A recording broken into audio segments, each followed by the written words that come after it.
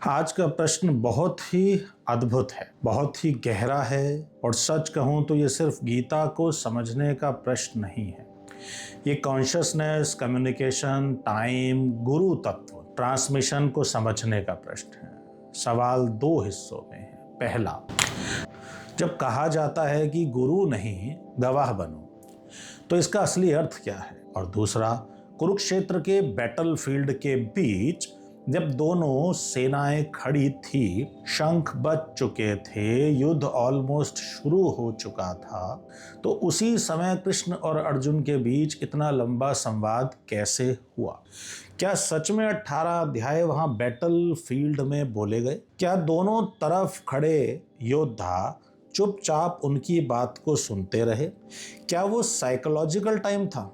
क्या वो किसी और डायमेंशन का टाइम था? ये प्रश्न बहुत उच्च स्तर का है और इसे हल्का लेकर समझा ही नहीं जा सकता। चलिए आराम से धीरे धीरे पर अंदर तक उतर कर समझते हैं। सबसे पहले गुरु और गवाह की बात कर लेते हैं। अक्सर लोग गुरु शब्द को गलत समझ लेते हैं। उन्हें लगता है गुरु मतलब कोई ऐसा व्यक्ति जो हमेशा आदेशित करे, आपको ऑर्डर दे, आपको आदेश दे, जो आपके जीवन का रिमोट अपने हाथ में रखे, जो बोले ये करो, ये मत करो, यहाँ जाओ, वहां मत जाओ, जो डिसीजन मेकर बन जाए आपकी लाइफ में आपकी जगह। लेकिन असली गुरु काम क्या करते हैं? असली गुरु आपके लिए जीता नहीं, आपके बदले सांस नहीं लेता, आपके बदले पेन फील नहीं करता, आपके बदले अवेकनिंग भी नहीं कर सकता। असली गुरु क्या करता है? वो आपके अंदर एक दृष्टा भाव को जागृत कर, वो आपको अंधी फॉलोइंग में नहीं लेके जाता, वो आपको सीइंग में लेके जाता है, वो आपको डिपेंडेंसी में नहीं रखता, वो आपको अवेयरनेस में लेके आता है। वो आपके ऊपर अथॉरिटी बनकर चिपकना नहीं चाहता, वो चाहता है कि एक दिन आप अपने ही प्रमाण खुद बन जाओ। इसीलिए कहना पड़ता है गुरु नहीं गवाह बन। यानी क्या? यानी जिस व्यक्ति को तुम गुरु कहते हो उसका काम तुम्हें बंधन में डालने का बिल्कुल नहीं, तुम्हें विटनेस बनाने का काम है उसका। तुम्हारे अंदर जो उलझन है उसे देखना सीखना है।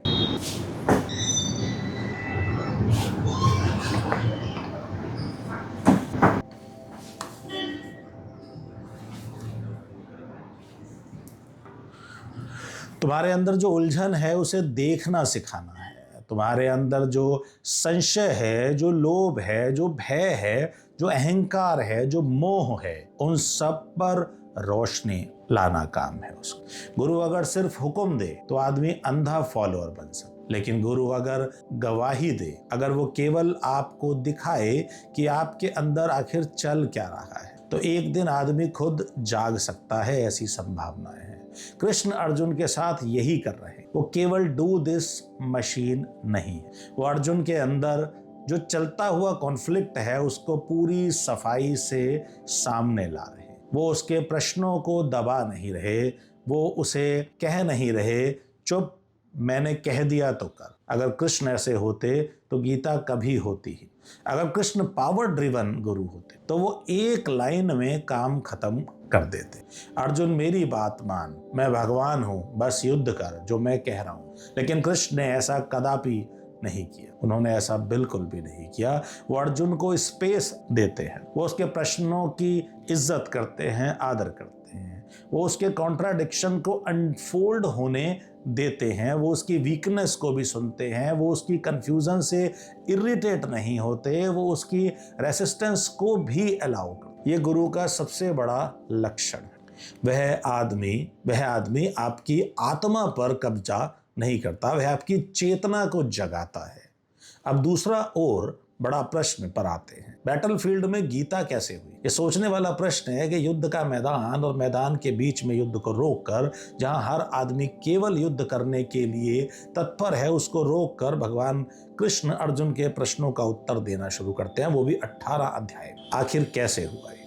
ये सवाल सदियों से लोग पूछते आए हैं और सवाल जेन्युइन है, क्योंकि अगर हम लिटरली सोचें तो कुरुक्षेत्र में दो विशाल सेनाएं खड़ी, रथ सज चुके हैं, धनुष तन चुके हैं, शंख बज चुके हैं, एड्रेनलिन हाई है, प्राण उथल पुथल में है, हर योद्धा अलर्ट मोड में खड़ा है। और इसी बीच कृष्ण और अर्जुन के बीच एक इतना लंबा संवाद अनफोल्ड होने जा रहा है, जिसे हम आज 18 अध्याय के रूप में पढ़ते। अगर वो वैसे ही अक्षरशः बोला गया होता जैसे लोग आज गीता का पाठ करते हैं तो काफी समय लग जाता, और अगर कृष्ण बिना रुके बोलते रहे होते तब भी काफी वक्त लग गया होता। तो फिर ये हुआ कैसे? इस प्रश्न का 3 स्तर में जवाब दिया जा सकता है या इसको समझा जा सकता है। पहला, ये बाहरी कॉन्वर्सेशन था या इनर। दूसरा, अगर इनर था तो ट्रांसमिशन कैसे हुआ? तीसरा, टाइम का स्केल क्या था आखिर? मैं जो दृष्टि दे रहा हूं उसके अनुसार ये कॉन्वर्सेशन ऑर्डिनरी वर्बल कॉन्वर्सेशन नहीं था, ये आमने सामने बोली गई बातचीत नहीं थी, ये साउंड वेव्स का एक्सचेंज नहीं था, ये एक गहरा अंतर संवाद था, ये टेलीपैथिक था, ये एक मौन संवाद था, ये कॉन्शियसनेस टू कॉन्शियसनेस ट्रांसमिशन था। जरा ध्यान से सोचिएगा, अगर बैटलफील्ड के बीच कृष्ण और अर्जुन वैसे ही बोल रहे होते जैसे हम अब बोल रहे हैं, बात कर रहे हैं, तो और लोग भी सुन लेते, कोई ना कोई बीच में बोलता, भीष्म चुप कैसे रहते, द्रोण कुछ कैसे ना कहते, भीम, दुर्योधन या दूसरे योद्धा क्या बिल्कुल स्टैच्यू बनकर खड़े रहते? कोई ना कोई तो कहता अभी ये डिबेट का समय नहीं है, लेकिन कहीं से ऐसा कुछ नहीं मिला, ना कोई इंटरप्शन, ना कोई एक्सटर्नल पार्टिसिपेशन, ना कोई क्राउड रेस्पॉन्स ही मिला। ये एक पावरफुल संकेत है ये कम्युनिकेशन भाषिक से ज्यादा अंतर्मानसिक टेलीपैथी को समझना हो। टेलीपैथी सुनते ही मॉडर्न माइंड या तो हंस पड़ता है या तुरंत सुपरस्टिशन समझने लगता है। लेकिन इससे पहले कि हम रिजेक्ट करें, थोड़ा ध्यान से देखते हैं। ह्यूमन कम्युनिकेशन का बड़ा हिस्सा वैसे भी नॉन वर्बल होता है। बिना बोले हम कई चीज पकड़ लेते हैं। रूम में घुसते ही कभी फील हो जाता है कि एटमॉस्फेयर हैवी है या वाइब्स अच्छी नहीं है। कोई कुछ बोलता नहीं, फिर भी टेंशन महसूस होती है। कोई फोन आने से पहले ही किसी का ख्याल बार बार आने लगता है। कभी माँ को दूर बैठे बच्चे की बेचैनी फील हो जाती। कभी दो गहरे दोस्त या लवर्स एक दूसरे की मनः स्थिति को बिना शब्द के सुन लेते हैं या पढ़ लेते हैं। ये सब टेलीपैथिक कम्युनिकेशन के ही लोअर ग्रेड्स हैं। अब एक कहानी समझते हैं। जॉर्ज गुरजियफ नाम का एक अद्भुत फकीर था। उसने एक बड़े गणितज्ञ ऑस्पेंक्सी और उसके कुछ शिष्यों को एक आइसोलेटेड जगह ले जाकर बंद कर दिया। कंडीशन ये थी, महीनों तक कोई भी एक भी शब्द नहीं बोलेगा। सिर्फ बोलना नहीं, इवन जेस्चर्स भी एक्सचेंज नहीं होंगे, आंख से सिग्नल नहीं होंगे, बॉडी लैंग्वेज तक नहीं। इतना ही नहीं, दूसरे को मानो है ही नहीं, ऐसा रहना है। क्या हुआ? ज्यादातर लोग टूट गए, बहुत निकाल दिए गए।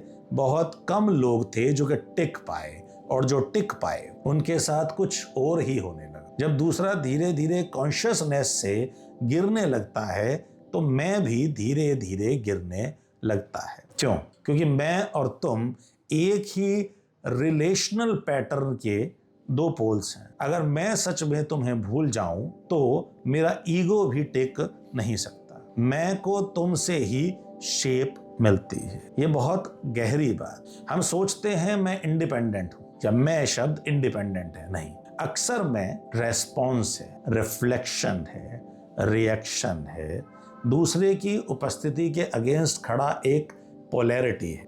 इसलिए जब टोटल मौन और एलोननेस आता है तो एक नई संवेदनशीलता खुल सकती है। और कहा जाता है कि ये प्रक्रिया में ऑस्पेंस्की को पहली बार बिना शब्द के गुरजियफ की बात सुनाई पड़ने लगी। मुंह बंद थे, लिप्स स्टिल थे, साउंड जीरो था, पर कम्युनिकेशन डायरेक्ट। और यही वो पॉइंट है, जब नॉर्मल चैनल्स बंद होते हैं, तो सटल चैनल्स एक्टिवेट हो सकते हैं। अब इसको और सिंपल बनाकर समझते हैं।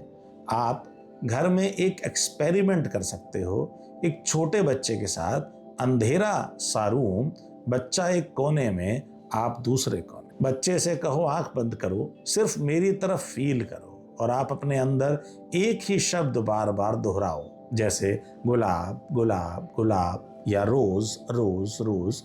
बाहर से नहीं बोलना, अंदर ही बोलो। चांस है कि कुछ वक्त बाद बच्चा पकड़ने लगे। क्या बच्चा आपकी बात को सुन रहा है? क्यों? क्योंकि बच्चा अभी उतना कंडीशनड, उतना फ्रेगमेंटेड, उतना नॉइजी नहीं होता जितना हम हो चुके। एडल्ट माइंड अक्सर ओवरलोडेड नहीं, ओवर डिस्टर्ब्ड होता है। चाइल्ड क्विक पिक कर लेता है। इसका मतलब ये नहीं कि हर एक्सपेरिमेंट रिजल्ट ही देगा, लेकिन ये जरूर बताता है कि कॉन्शियसनेस ऑर्डिनरी साउंड से बहुत आगे काम करती है। अब कृष्ण और अर्जुन की बात को इस पर्सपेक्टिव से देखने का प्रयास करते हैं। कृष्ण और अर्जुन के बीच जो हुआ वो एक इनर ट्रांसमिशन था, इसलिए और लोग गवाह नहीं बने, इसलिए बैटलफील्ड डिस्टर्ब्ड नहीं हुआ, इसलिए बाहर शोर था, अंदर मौन था। और यहाँ संजय की भूमिका समझनी होगी कि अगर अंदर बात चल रही है तो संजय तक ये बातें आखिर कैसे पहुंची। दुनिया ने गीता पहली बार कृष्ण से सीधा नहीं सुनी, दुनिया ने गीता पहली बार संजय के माध्यम से ही सुनी। अर्जुन ने पहली बार अंदर सुनी, संजय ने दूर से परसीव, धृतराष्ट्र को सुनाया, और फिर बाकी जो दुनिया है जैसे मैं और आप उनको मिली। अगर संजय ना होता तो शायद ये अंतर संवाद खो भी सकता। इसी तरह महावीर के बारे में कहा गया, वो वैसे नहीं बोलते थे जैसे आम आदमी बोलता था। उनकी वाणी को कभी कभी शून्य वाणी भी कहा गया है, यानी बात अंदर से उतरती थी और कोई और उससे लैंग्वेज में व्यक्त करता था। बुद्ध की एक और घटना याद आती है। वो अपने भिक्षुकों के बीच आए, हाथ में एक कमल का फूल था। वो चुप बैठ गए, देखते रहे। लोग बेचैन होने लगे। कोई बोला, आप बोलते क्यों नहीं? बुद्ध ने कहा, मैं बोल रहा हूं। लोग समझ नहीं पाए, लेकिन महाकश्यप जो था उनका शिष्य हंस पड़ा और बुद्ध ने फूल उसे दे दिया। क्या दिया? कोई शब्द नहीं, एक मौन संकेत, एक डायरेक्ट सीन दी उसे। बाद की परंपरा में यही कहा गया कि जो शब्द से दिया जा सकता था वो सबको दे दिया गया, जो शब्द से नहीं दिया जा सकता था वो महाकश्यप को दे दिया गया। इस तरह का मौन संवाद ही एक्चुअल स्पिरिचुअल ट्रांसमिशन का मूल है। अब समय की बात भी कर लेते हैं। ये और भी इंटरेस्टिंग है। आप पूछ सकते हो, ठीक है मान लिया इनर कम्युनिकेशन था, पर टाइम तो फिर भी लगेगा ही नहीं। यहीं पर समस्या हमारी ऑर्डिनरी या साधारण जो घड़ी है, क्लॉक है, उससे क्लॉक टाइम एक है, साइकोलॉजिकल टाइम दूसरा है, ड्रीम टाइम तीसरा है, ब्लिस टाइम चौथा है, मेडिटेटिव नो टाइम ये एक अलग ही चीज है। आपने कभी नोटिस किया होगा, दुख में 1 घंटा एक युग के बराबर का लगता है, प्रियजन के साथ 1 घंटा एक पल के बराबर का महसूस होता है, डर में, फियर में रात खत्म ही नहीं होती, जॉय में, आनंद में रात हवा में उड़ जाती। यानी टाइम ऑब्जेक्टिव नहीं, एक्सपीरियंस डिपेंडेंट है, यानी सब्जेक्टिव है।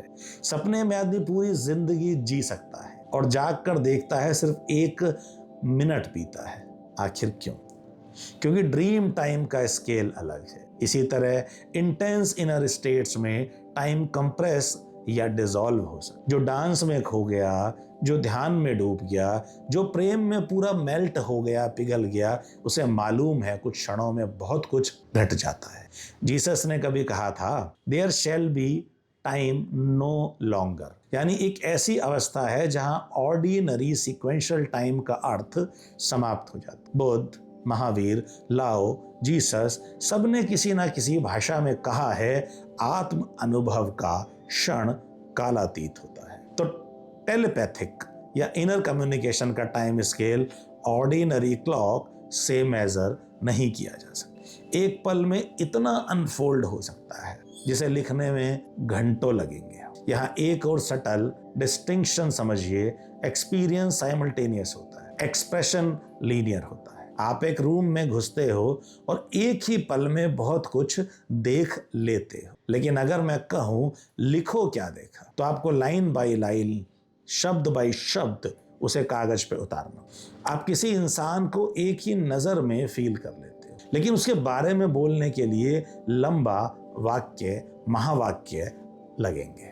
यही गीता के साथ भी समझना है। कृष्ण और अर्जुन के बीच जो घटा वो एक युगपत घटना थी, एक साथ अनफोल्डेड सीन थी, लेकिन जब उसे संजय ने लैंग्वेज में डाला या जब उसे शास्त्रीय रूप मिला तो वो लीनियर हो गए, अध्याय बन गए, श्लोक बन गए, वाक्य बन गए। इसलिए हम जो आज पढ़ते हैं उसका टाइम लेंथ और उसके एक्चुअल इनर हैपनिंग का टाइम लेंथ सेम होना जरूरी नहीं। हो सकता है बैटलफील्ड में किसी को पता ही ना चला हो सकता है रथ थोड़ा रुका हो, अर्जुन निढाल हुआ और उसी compressed, timeless, silent, interior span में पूरी गीता अनफोल्ड हो गई। अब नारद की ये कहानी इसको और समझा देती है।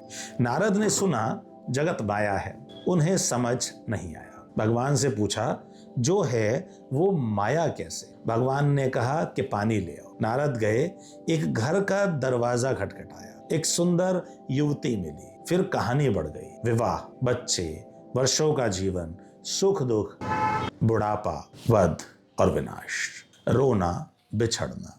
और तभी किसी ने जगाया, नारद पानी कहाँ है? मैं अभी भी प्यासा हूं। नारद ने आंख खोली, भगवान वहीं खड़े हैं, सिर्फ कुछ पल बीते थे। तो क्या हुआ? इनर टाइम और आउटर टाइम अलग स्केल पर चले और भगवान का संकेत था समय का माध्यम, समय के माध्यम से देखो तो माया, समय के पार जाके देखो तो सब। यही बात यहाँ भी लागू होती है। गीता की घटना समय के सामान्य माप में नहीं समझी जा सकती। ये इनर इवेंट है, कॉन्शियसनेस इवेंट है, टाइमलेस ओपनिंग है। अब एक बार फिर पहले प्रश्न पर आते हैं, गुरु और गवाह।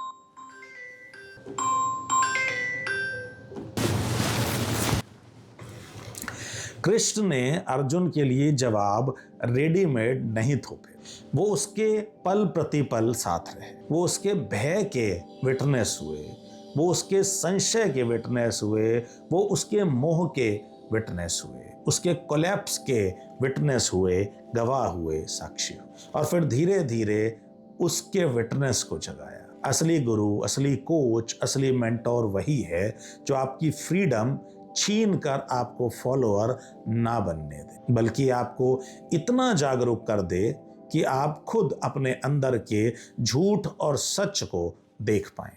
गुरु का हाईएस्ट रोल, एक कोच का हाईएस्ट रोल कमांड नहीं है, कॉन्शियसनेस विटनेसिंग है। और जब डिसाइपल सच में देखना शुरू करता है, तब उसके अंदर कृष्ण बोलते हैं। यही गीता का राज है, रहस्य है, सीक्रेट। ये बैटलफील्ड में हुई, पर बैटलफील्ड की भाषा में नहीं, ये शब्दों में आई, पर मूल घटना शब्दों के पार थी। ये समय में लिखी गई, पर मूल ट्रांसमिशन कालातीत था। इसीलिए गीता को सिर्फ हिस्ट्री की घटना समझना कम है। ये एक इनर संभावना है, पॉसिबिलिटी है। जब भी आदमी टूटकर सच में प्रश्न करता है और जब भी उसके अंदर का विटनेस या गवाह जागता है, वहां गीता दोबारा घट सकती है, मेरे और आपके अंदर भी। और वहीं से आगे की यात्रा और भी अद्भुत हो जाती है। अगले एपिसोड में, अगले पड़ाव पर फिर आपसे मुलाकात होगी। तब तक के लिए अपना ख्याल रखिएगा। धन्यवाद।